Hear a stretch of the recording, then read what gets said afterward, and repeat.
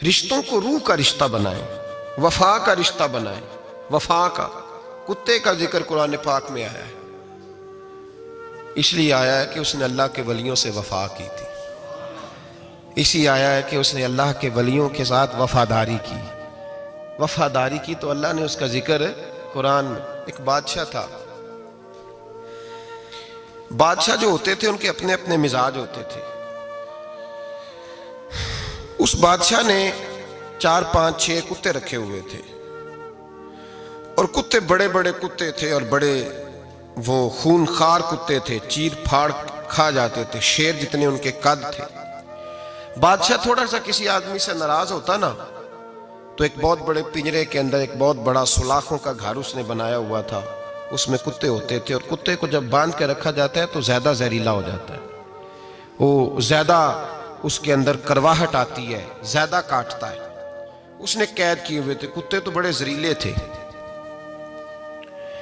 جس آدمی سے بادشاہ تھوڑا سا ناراض ہوتا نا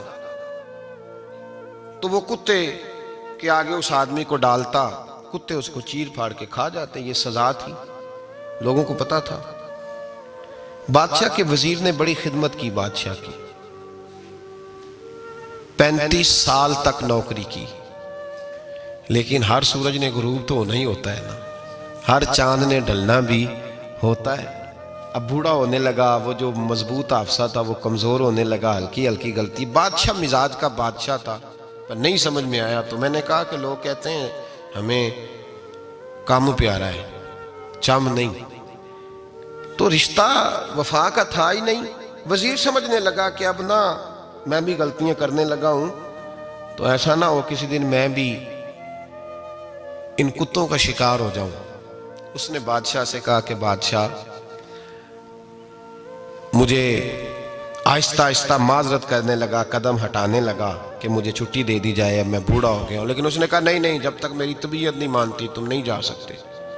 مطلق العنان لوگ تھے، وزیر خاموش ہو گیا، پریشان رہنے لگا، غلطی ہو گئی ہے تو پھینک دے گا۔ ایک تجویز اس کے ذہن میں آئی، وہ جو پنجرے، کتوں کے پنجرے پر محافظ بیٹھا تھا نا، جو ان کو کھانا ڈالتا تھا، روٹی ڈالتا تھا، گوشت دیتا تھا، اس کو ایک دن کہنے لگا یار تیری ڈیوٹی ہے سارا دن کتوں کو کھانا دینے کی، گوشت دینے کی، تو 2 4 دن ڈیوٹی مجھے نہیں دیتا؟ کہ تو لے لے، میں تو پہلے ہی پریشان ہوں، سارا دن ان کی دیکھ بھال کرتا ہوں۔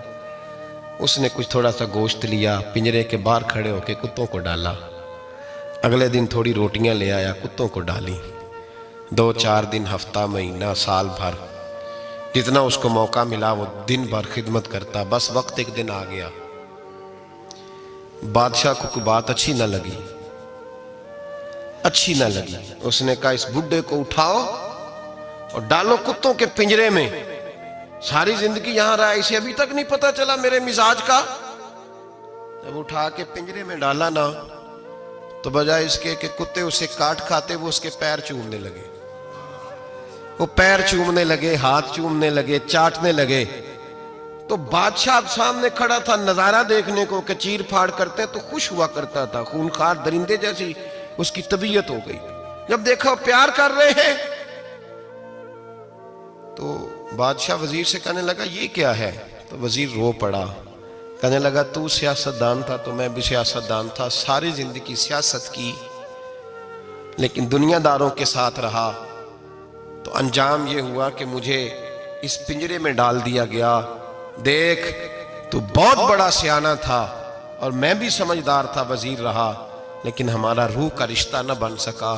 ارے ہم سے تو یہ کتے ہی اچھے نکلے، تیری 40 35 سال خدمت کی تو تو نے کتوں کے آگے ڈال دیا، انہیں تو چند مہینے روٹی ڈالی ہے، میرے وفادار ہو گئے۔ چند مہینے روٹی، جنہ تنا وچ عشق نہ رچیا کتے او نہ تھی چنگے، جنہ تنا وچ عشق نہ رچیا کتے او نہ تھی چنگے، مالک دے کر راکھی کر دے صابر بھکھے ننگے۔ اور بابا بلے شاہ صاحب فرماتے ہیں تو راتی جاگیں تے شیخ صدا میں، راتی جاگ دے کتے تے تیتھوں اتے مالک دا در مول نہ چھڑ دے، پاویں مارو 100 جتے تے تیتھوں اتے رکھا سکھا کھا، دنے جار رکھاں وچ ستے، تیتھوں اتے ایک برکی دا قدر پچھانن، پاویں مالک ہون ستے۔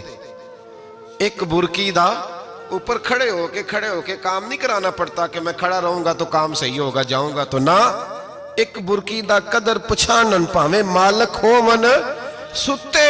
پھر اپنے آپ کو مخاطب کیا، کہنے لگے اٹھ بلیا، چل یار منا لے نہیں تے بازی لے گئے نہیں کتے، اٹھ بلیا چل یار منا لے نہیں تے بازی لے گئے نہیں، جلدی کر اٹھ جا، یہ تو آگے گزر گئے تجھ سے۔ تو بھائی یاد رکھو، رشتہ وفا کا ہو تو قائم رہتا ہے، اور بے وفائی کا ہو تو ٹوٹ جاتا ہے۔ مدینے کے محبوب سید عالم صلی اللہ علیہ وسلم نے مکہ فتح کیا، شور ہو گیا، اذا جاء نصر اللہ والفتح، فتح ہو گئی، انا فتحنا لک فتحا مبینا کے جلوے نظر آنے لگے۔ آج عرب کا نقشہ بدل گیا، حالات تبدیل ہو گئے، دنیا بدل گئی۔ محبوب پاک سید عالم صلی اللہ علیہ وسلم اس شان سے مکے میں داخل ہوئے کہ ہر کونے سے نبی پاک کے نام کے نعرے بلند ہونے لگے۔ ابھی 10 سال پہلے نبی پاک روتے ہوئے مکے سے نکلے تھے، 10 سال قبل روتے ہوئے گئے تھے، اور 2 غلام حضور کے ساتھ تھے۔ آج اسی مکے میں حضور آئے ہیں تو لگتا ہے پہاڑ اور پتھر بھی میرے رسول کے نعرے لگا رہے ہیں۔ تو ایک عروج ہو گیا، حالات ایک نیا رخ اختیار کر گئے، اور مکہ مکرمہ کے اندر اللہ تبارک اب تو احاطہ بڑا ہو گیا ہے، مطاف بہت بڑا ہو گیا ہے، حرم شریف کی مسجد کو وسعت دے دی گئی ہے، لاکھوں لوگ آ سکتے۔ اس وقت جب 10,000 لوگ آئے نا تو سیرت نگار کہتے ہیں یوں لگا جیسے درختوں پہ بھی لوگ چڑھے ہوئے، پہاڑوں پہ بھی لوگ، اتنا مجمع تھا، کہاں 2-3 لوگ اور کہاں ہزاروں کا اجتماع۔ میرے نبی پاک صلی اللہ علیہ وسلم نے طواف کیا اونٹنی پہ بیٹھ کے کعبے کا، پھر میرے محبوب تشریف لائے اور حضور نے خانہ کعبہ کا دروازہ کھولا، پھر میرے نبی پاک نے بت توڑے، پھر میرے محبوب نے خانہ کعبہ کے دروازے میں کھڑے ہو کے خطبہ ارشاد فرمایا، پھر میرے رسول پاک صلی اللہ علیہ وسلم کے جلوے زمانے نے دیکھے۔ ان سارے حالات میں دنیا نے ایک وفا کا عجیب منظر دیکھا کہ اس موسم بہار میں نہ تو آواز حضرت ابو بکر کے نام کی بلند ہوئی، نہ عمر فاروق اور نہ مولا علی کے نام کی بلند ہوئی، اس مجمع عام میں محبوب پاک کی آواز گونجی تو رب کریم کے حبیب نے فرمایا این بلال، میرا بلال کہاں ہے، میرا بلال کہاں ہے، اس کو بلاؤ نا، کدھر ہے بلال۔ عجیب رنگ وفا دیکھا نا لوگوں نے، یہ وفا، فرمایا بلال کدھر ہے۔ حضرت بلال ہاتھ باندھے سب سے پیچھے، وہ شہرت سے بچنے والا پیچھے پیچھے رہتا ہے، جی چاہتا ہے ساری غزلیں اس ظالم کے نام کروں۔ پیچھے تھے حضرت بلال رضی اللہ تعالیٰ عنہ، دوڑے حضور میں حاضر ہوں، فرمایا ادھر آ یار، کعبے کی چھت پہ تو چڑھ ذرا، آذان تو سنا۔ ایک صحابی حضور کے کان میں بولے، اور یہ بھی حکمت الہی تھی کہ وہ بولے، حضرت بلال کی شان ظاہر ہونی تھی، کان میں کہا یا رسول اللہ کافر پہلے ہی مر گئے، پہلے کوئی حال نہیں ان کا، آج تو بالکل ہی ختم ہو گئے حضور، آج آپ کا سکہ چل گیا ہے، بلال کے بڑے دشمن ہیں، بلال کو رہنے دیں، کوئی اور نہ آج اذان دے دے۔ کان میں بات کہی تھی، چاہیے تھا جواب بھی کان میں آتا، پر معصوم آمنہ فخر آدم و بنی آدم وفا کا خطبہ پڑھنے لگے، وفا کا خطبہ شروع ہوا۔ میرے حبیب علیہ السلام نے فرمایا، کان میں بات کی تھی، حضور کان میں جواب دیتے، لیکن حضور نے فرمایا چپ کر یار، تو نے عجیب بات چھیڑ دی ہے، جب مکے میں پتھر کھانے ہوں تو بلال، اور جب بدر میں تلواریں چمکے تو بلال، احد میں پتھر برسے تو بلال، اور گلے میں کس کے رسی باندھ کے سے مکے کی گلیوں میں گھسیٹا جائے تو بلال محمد محمد کہے، اور آج اللہ عزتیں دے تو کسی اور کو چڑھاؤں، فرمایا چپ کر کے سارے نیچے کھڑے رہو۔ آج کعبے کی چھت پہ بلال کھڑا ہوگا تو میں دنیا کو بتاؤں گا وفا کس چیز کا نام ہوا کرتا، بلال ہی چڑھے گا کعبے کی چھت پہ۔ کس نے ذروں کو اٹھایا اور صحرا کر دیا، یہ کس نے قطروں کو ملایا اور دریا کر دیا، اور کس کی حکمت نے یتیموں کو کیا در یتیم اور غلاموں کو دنیا بھر کا مولا کر دیا۔ بھائی یاد رکھو، رشتہ جو وفا کا ہوتا ہے نا، اس کا بڑا رنگ ہوتا ہے، اس کا بڑا انداز ہوتا ہے، اس کے بڑے طریقے ہوتے ہیں۔ اگر حضرت حلیمہ غربتوں کے عالم میں میرے مصطفیٰ کو لے کے گئی تھی نا، تو معصوم آمنہ نے بھی تو سبق بڑا نرالا دیا نا امت کو۔ حضرت حلیمہ جب لے کے گئی تھیں تو تب تو 3 لوگ تھے نا, کوئی دیکھنے والا نہیں تھا. 3-4 لوگوں میں لے کے گئی تھیں. حلیمہ کہتی ہے جب میں نے رنگ دیکھا تو میں نے نرالا دیکھا ہے. مسجد بھری ہوئی تھی غلاموں سے, اور کریم رسول منبر پہ بیٹھے تھے. سادی سی بی بی جس کے لیے کبھی کوئی اٹھ کے کھڑا نہیں ہوا تھا, کوئی بھی, لباس بھی پرانا اور میلا تھا. کہتی ہیں جب میں نے مسجد میں قدم رکھا تو وہ والے نعرے لگے جو فرشتوں نے بھی دروازے کھول کھول کے دیکھے کہ کسی کے نعرے لگ رہے ہیں. اور جناب حلیمہ کہتی ہیں کسی نے ایسا کبھی استقبال نہ دیکھا ہوگا. حضور اٹھے, گویا اللہ کی ساری رحمتیں اٹھ کے کھڑی ہو گئیں. اور پھر مصطفیٰ کریم نے بچھائی جب چادر, اور حضرت حلیمہ سعدیہ رضی اللہ تعالیٰ عنہ بیٹھی, اور حضور التحیات کی حالت میں سامنے بیٹھے. تو لوگوں کو پتا چلا جو وفا کا رشتہ ہوتا ہے اس کا رنگ ذرا نرالا ہوا کرتا ہے, اس کا انداز ذرا انوکھا ہوا کرتا ہے. بھائی رشتہ وفا کا, رشتہ خلوص کا, لالچ کا رشتہ. اگر آپ نے کمپنی والے کی اس لیے دعوت کی ہے نا کہ وہ آپ کو مال صحیح دے گا, تو بھائی وہ بھی اس لیے آیا ہے کہ آپ اس کا مال زیادہ بیچیں گے. اگر آپ کسی رشتہ دار کے ساتھ اس لیے تعلق رکھتے ہیں نا کہ اس کے پاس پیسے زیادہ ہیں, تو وہ بھی اس لیے آپ کے ساتھ تعلق زیادہ رکھے گا کہ کبھی کبھی چلو گاڑی چلا لے گا, کبھی کبھی میرے کسی کام آ جائے گا. یہاں خلوص دیکھو, یہاں اگر آپ کے ہاں خلوص ہے تو پھر سامنے بھی آپ کو بڑا خلوص ملے گا.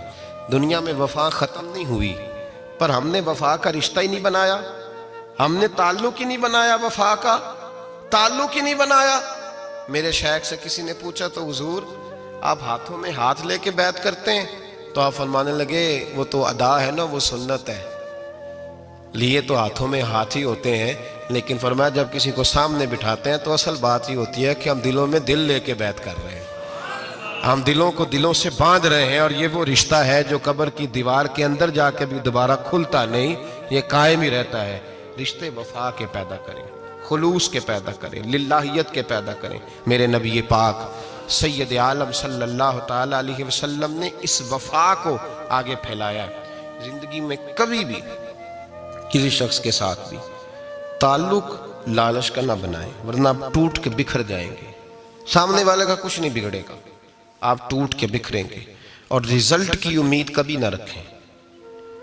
وفا ہوتی 2 طرفہ ہے پر کرنی یک طرفہ چاہیے, یاد رکھ لیں. وفا ہوتی 2 طرفہ ہے, کرنی یک طرفہ چاہیے. جو کہتا ہے نا سامنے والا کرے گا تو میں کروں گا, وہ بھی کچا ہے, وہ کمزور ہے, وہ ابھی پکا نہیں ہوا. وفا کرنی یک طرفہ چاہیے. تو کر, سامنے والا نہیں کرتا تو نہ کرے.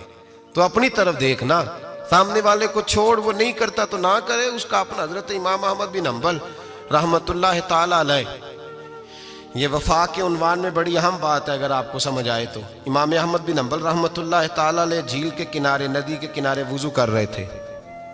ایک بچھو ساتھ ساتھ چل رہا تھا, وہ چلتے چلتے پانی میں گر گیا. امام احمد بن حنبل نے ہاتھ رکھا, بچھو کو باہر نکالا. جب باہر نکالا تو اس نے ڈانگ مارا. جس کی طبیعت میں ڈانگ ہوگا تو وہ ڈانگ ہی مارے گا, کہ پاس ہے ہی اور کوئی نہیں تو وہ کرے کیا, وہ مجبور ہے. اس نے ڈانگ مارا, امام صاحب نے باہر رکھا. بھیگا ہوا بچھو آپ نے دیکھا ہو, جب ندی کنارے چلتا ہے تو پھر گر جاتا ہے. وہ پھر گرا تو امام صاحب نے پھر نکالا, نکال کے باہر رکھا تو اس نے پھر ڈانگ مارا. پھر ساتھ ساتھ چلتے چلتے وہ گر گیا. کئی دفعے ایسے ہوا, کئی دفعہ امام صاحب نے نکالا. ایک شخص قریب کھڑا دیکھ رہا تھا, کہنے لگا حضور بس کریں, آپ نکالتے ہیں وہ ڈانگ مارتا ہے, چھوڑ دیں. آپ فرمانے لگے اچھا بھائی بڑا تو عجیب مشورہ دے رہا ہے, وہ اپنی بری عادت پہ ڈٹ گیا ہے تو میں اچھی عادت ہی چھوڑ دوں. وہ بری نہیں چھوڑ رہا, ڈٹ گیا ہے, بار بار ڈانگ مارتا ہے تو میں اچھی چھوڑ دوں. آپ اپنی طرف دیکھیں گے, ہماری طرف سے کوئی کمی نہیں آنی چاہیے. سامنے والے جانے, اس کا کام جانے. وفا کا رشتہ مضبوط رکھیں, دوستی کا تعلق مضبوط. میاں صاحب نے کہا چنگی مندی سجنا کولو 100 واری ہو جاندی. کنی واری پکی گل ہے نا جی, کنی باری میاں صاحب نے کہا ہے 100 باری. ہم تو ایک باری بھی معافی دینے کو تیار نہیں. چنگی مندی سجنا کو, ایسے نہیں آنے جانے والے سے نہیں. اس کے معاملے میں تو ہم خوددار ہیں نا, ہر ایک سے نہیں سنتے, وہاں تو ہم خوددار ہیں. سجنا کولو چنگی مندی سجنا کولو 100 واری ہو جاندی. یار یاراں دا گلا نہیں کر دے اصل پریت جنہ دی. اور پھر یہ بھی کہتے ہیں ਪਾਣੀ ਭਰਨ ਸਹੇਲੀਆਂ ਰੰਗਾ ਰੰਗ ਕੜੇ, ਅਸੀਂ ਭਰਿਆ ਉਸ ਦਾ ਜਾਣੀਏ ਜਿਸ ਦਾ ਤੋੜ ਚੜੇ। ਭਰਿਆ ਉਸ ਦਾ ਜਾਣੀਏ ਜਿਸ ਦਾ, याद रख लें, भरिया उसका जानिए जिसका। मज़ा तब भी है कि तो अबू बकर सिद्दीक का जनाजा रोज़ा रसूल पे रखा जाए तो मुस्तफ़ा करीम का दरवाज़ा खुद ब खुद खोल जाए और हुजूर फरमाए लाओ दोस्त को दोस्त के साथ मिला दो। पानी भरन सहेलियां ते रंगा रंग कड़े, भरिया उसका जानिए जिसका तोड़। रिश्तों को साबित न करें, रिश्तों से वफा करें। साबित न करें मेरा बड़ा रिश्ता है, आप पता चलना चाहिए कितना रिश्ता है। जो लोग काबिल एहतराम होते हैं, काबिल इकराम होते हैं, उनकी हर चीज़ ही काबिल एहतराम होती है। और ये दावा नहीं किया जा सकता कि मैं फ़लाँ आदमी की बड़ी इज़्ज़त करता हूँ पर मैं उसके बाप की इज़्ज़त नहीं करता। मैं अपने उस्ताद का बड़ा एहतराम करता हूँ, मेरा उस्ताद है ना, उसके अब्बा जी तो मेरे उस्ताद नहीं ना। ये बात काबिल कबूल नहीं होती। आप फितरी तगाज़ों को समझें। जो आदमी आपके लिए काबिल इकराम है उसकी हर चीज़ काबिल एहतराम है, आपको उसका इकराम करना है। ये पूरी दुनिया में उसूल लागू होता है, पूरी दुनिया में। हम जो सादे लोग थे, देहाती लोग थे, हम तो कहते थे कि जहाँ बैठ के मैं रोज़ी कमाता हूँ मैं तो उस जगह की बड़ी इज़्ज़त करता हूँ, इसलिए कि अल्लाह करीम मुझे यहाँ से हलाल रिज़्क़ अता करता है। तो ये याद रखें कि जो चीज़ें काबिल इकराम होंगी, काबिल एहतराम हों, उनसे मंसूब चीज़ें भी हमेशा काबिल एहतराम होती हैं। लिबास सारा ही कारखाने में बनता है, लेकिन जो कदर एहराम की चादरों की होती है ना, वो बाकी लिबास की कदर नहीं होती। और ये भी मुमकिन है कि एहराम की चादरें सस्ती हों और बाकी लिबास महंगा हो, लेकिन ये तो निस्बत है ना कि ये हरम शरीफ पहन के जानी है। तो आप इस बात को ज़रूर ज़हन में रखें, महफूज करें इसको कि जो भी काबिल कुरान मजीद फुरकान हमीद ने ना जब तारीफ़ की ना नबी पाक सल्लल्लाहु अलैहि वसल्लम की, तो साथ हुजूर के सहाबा की भी तारीफ़ फरमाई, अहले बैत की भी तारीफ़ फरमाई, हुजूर की उम्मत की भी तारीफ़ फरमाई। ये पहलू बड़ा काबिल गौर है। मुहम्मद रसूलुल्लाह सल्लल्लाहु अलैहि वसल्लम फरमाया, मोहम्मद सल्लल्लाहु अलैहि वसल्लम अल्लाह के रसूल हैं, बस नहीं, वल्लज़ीना माअहू, जो उनके साथ हैं, अशिद्दाउ अलल कुफ़ार, वो काफिरों पे सख्त हैं, रुहमाउ बैनहुम, और आपस में बड़े नरम दिल।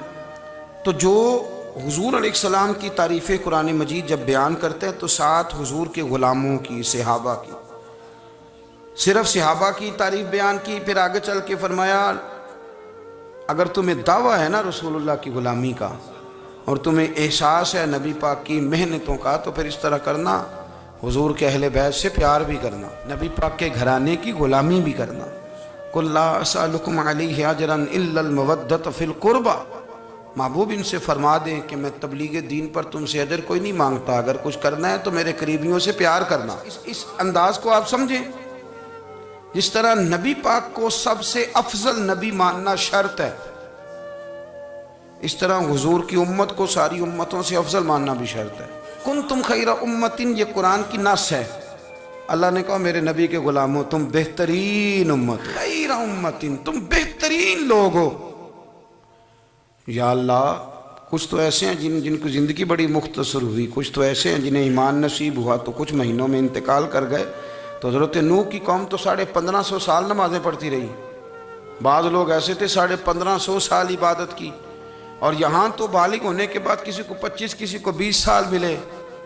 तो रब फरमाते हैं हो बेहतरीन, ये तुमने मानना है इसलिए कि तुम मेरे नबी से निस्बत रखते हो। हमारे यहाँ ना जब से माहौल में खुशकी आई है ना, तो लोग निस्बत, जी निस्बत क्या होती है जी, आप भाई हम भी कहते हैं खाली निस्बत नहीं, अमल भी होना चाहिए। लेकिन सवाल ये है कि आप निस्बत को बिल्कुल छोड़ कैसे सकते हैं? कैसे छोड़ेंगे आप निस्बत?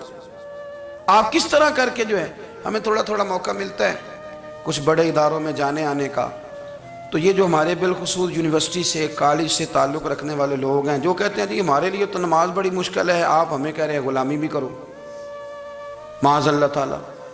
ये जो मिजाजों में, तबीयतों में, और आहिस्ता आहिस्ता ये बात बड़ी है आगे।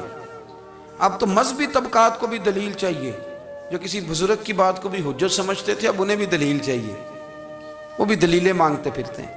निस्बत एक हुस्न है, आप इसको समझ लें। اور یہ میں ابھی تک میں نے کوئی حدیث نہیں پڑھی، صرف قرآن مجید کی آیات عرض کر رہا ہوں۔ نسبت ایک حسن ہے۔ ائمہ اربعہ کا ایک فتویٰ ہے، امام صاحب کا بھی، امام مالک کا بھی، امام احمد بن حنبل کا بھی، بلکہ صاحبین بھی اس پہ متفق ہیں، امام ابو یوسف، امام محمد بھی۔ ایک فتویٰ ہے مشترکہ ائمہ کا کہ قرآن مجید کا ادب کرنا ہے، اور یہ جو گتا ہے نا، یہ جزوِ قرآن تو نہیں، اس پر آیتیں تو نہیں، اس پہ کوئی چیز قرآن مجید سے تعلق رکھنے والے لکھی، لیکن اس گتے کو بھی آپ بغیر وضو کے ہاتھ نہیں لگا سکتے۔ میں امت کا متفق کا آپ کو فتویٰ دے رہا ہوں، متفق کا، جس پر تمام ائمہ کا اتفاق ہے۔ بھائی یہ جو اوپر گتا لگایا جاتا ہے نا، یہ صرف قرآن مجید کی جلد کو مضبوط کرنے کے لیے لگایا جاتا ہے، اس کو بھی بغیر وضو کے چھونا جائز۔ حضرت جی گتا ہے، یہ قرآن نہیں، لیکن قانون بن گیا کہ قرآن سے جڑ تو گیا ہے نا، قرآن سے جڑ تو گیا ہے نا، لہذا چونکہ جڑ گیا ہے اب قابل احترام ہو گیا ہے، اب یہ قابل اکرام ہے، اب یہ قابل اعزاز ہے، اب اس کا ادب کیا جائے گا، اب اس کا اکرام ہے۔ یہ ملنگوں کی باتیں نہیں، یہ پیروں نے اس لیے نہیں یاد کرائیں لوگوں کو کہ پیری مریدی چمکے۔ یہ سنو، پڑھے قرآن مجید 15واں 16واں پارہ، حضرت خضر علیہ السلام اور حضرت سیدنا موسیٰ علیہ السلام یہ گئے ہیں، گرتی ہوئی دیوار کو سیدھا کیا ہے۔